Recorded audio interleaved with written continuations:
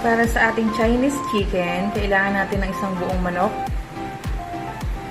scallion, ginger, spring onion, 5 tablespoon ng soy sauce, at 2 tablespoon ng sesame oil. So now, gagawa po tayo ng dipping sauce. Mag-shred tayo ng ginger. Kasi laki lang po ng ating thumb yung pwede natin i-shred.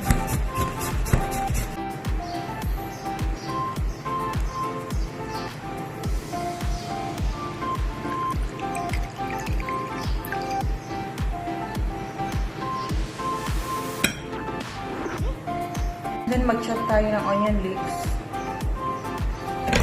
para sa dipping sauce.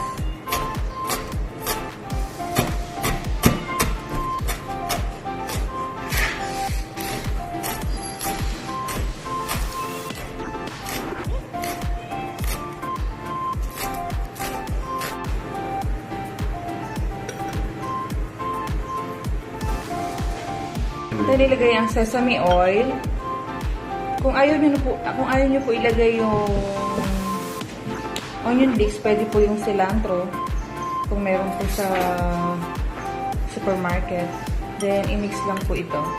Ito na po ang magiging dipping sauce natin sa ating chicken. After hiwain ng scallion, balatan natin ang ginger at hiwain lang natin ito sa gitna.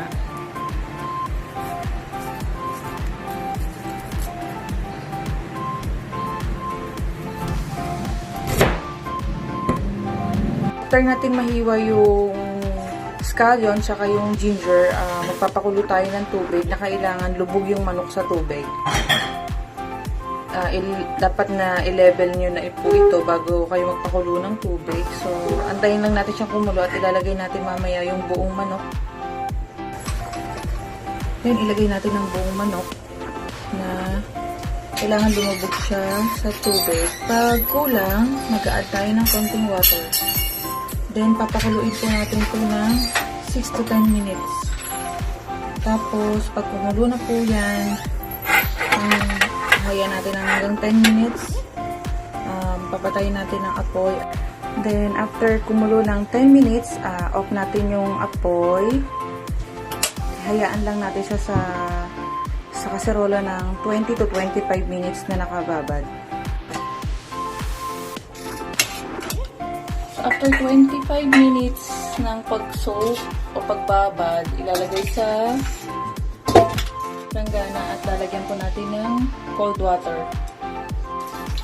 Ilalagyan ng malamig na tubig. Ito ay para hugasan.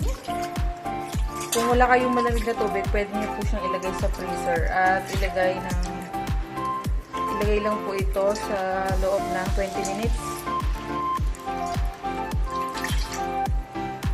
Hugasan po natin ng cold water.